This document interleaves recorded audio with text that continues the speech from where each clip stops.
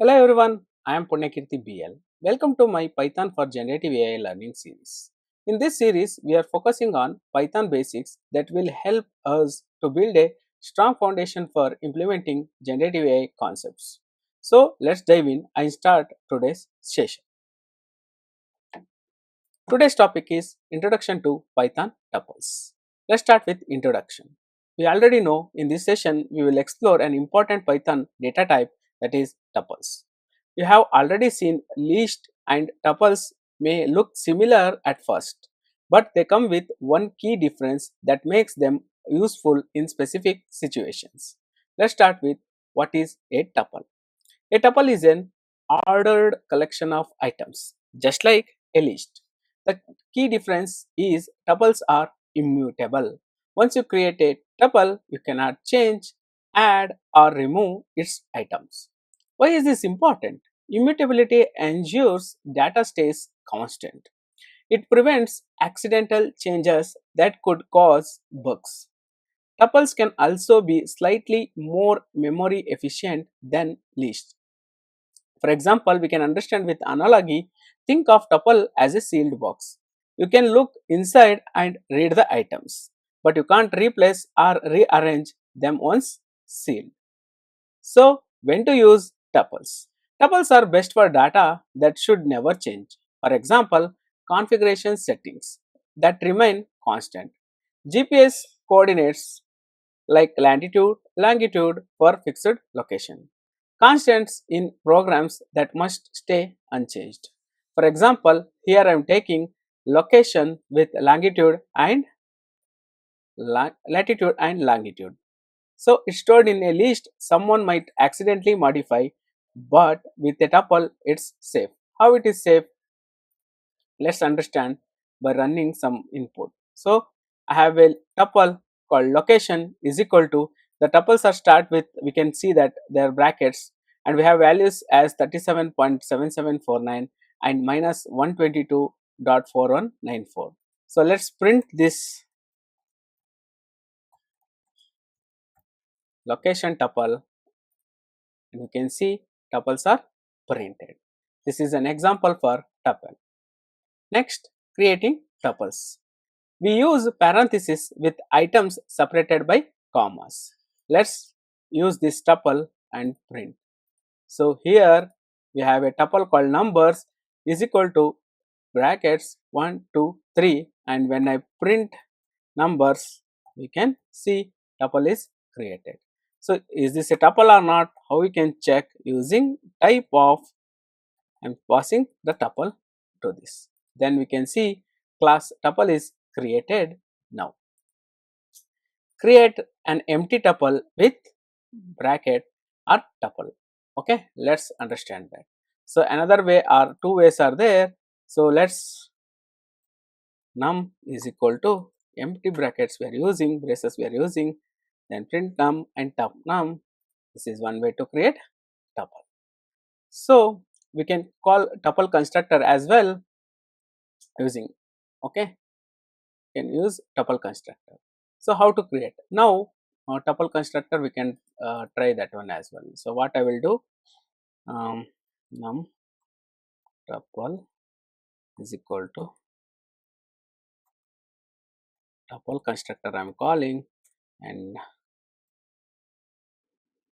print tuple and print tuple. This is another way. So we learned three types using values, predefined and empty one, and using tuple constructor.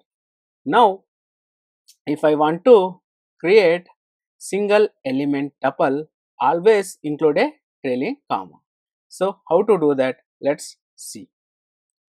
So what I will do, I will try to create not a tuple. I'm using this one as a tuple, and I try to use create single element 5. So if I print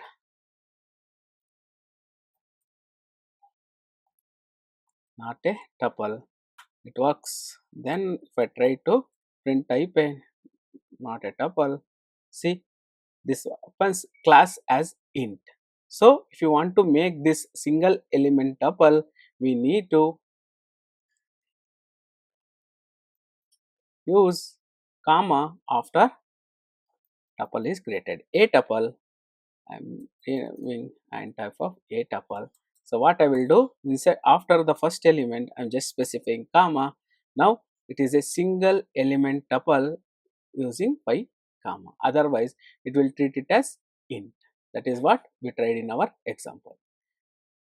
We can use also create tuples using the tuple constructor. So these are two examples. First one, what I will do, from list is equal to tuple of 1, 2, 3. So from the list we converted into tuple. So from tuple I am printing from list,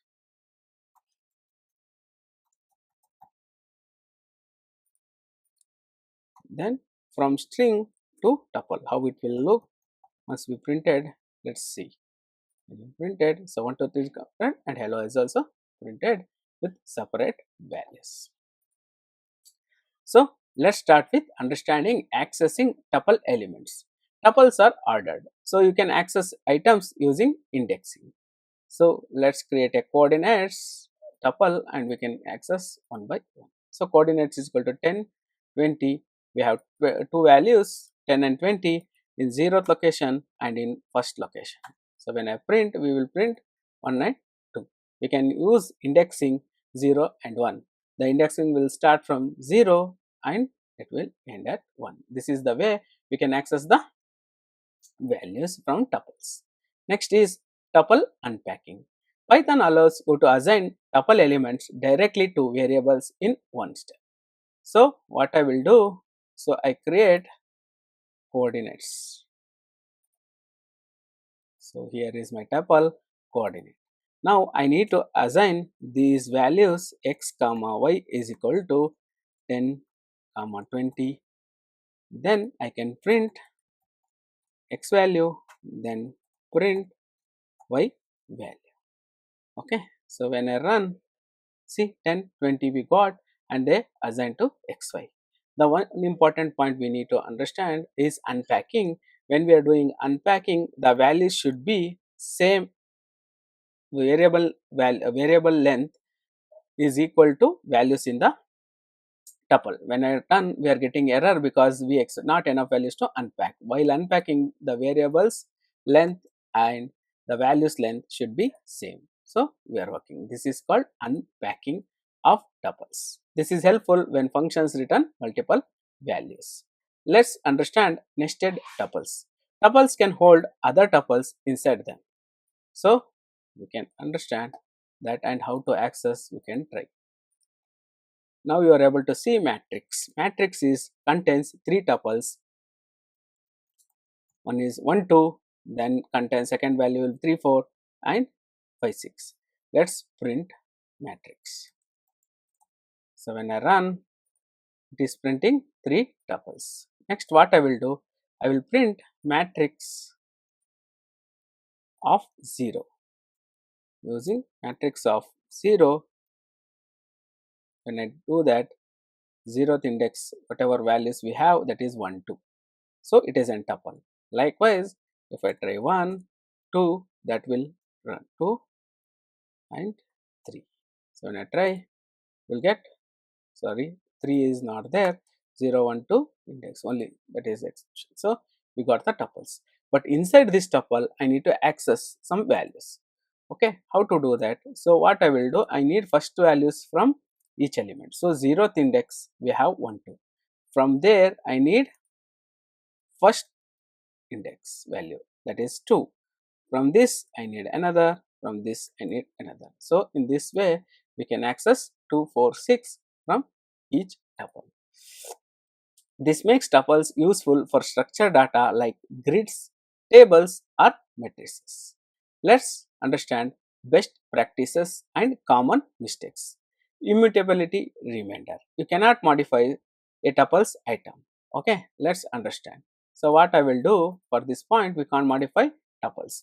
So numbers is equal to, I created a tuple 1, 2, 3. So if I print, we have values number, and we will print 1, 2, 3. Now I want to change the number of 0, that means zeros the location, to 4. So when I try this, it will throw exception. Tuple object does not support item assignment because it is immutable. We can't change the value. That's why we need to remember immutability reminder. Membership testing. Use the in operator for checking values. Okay, anyway, we created, I will comment this. I need to check whether I have values in number or not. So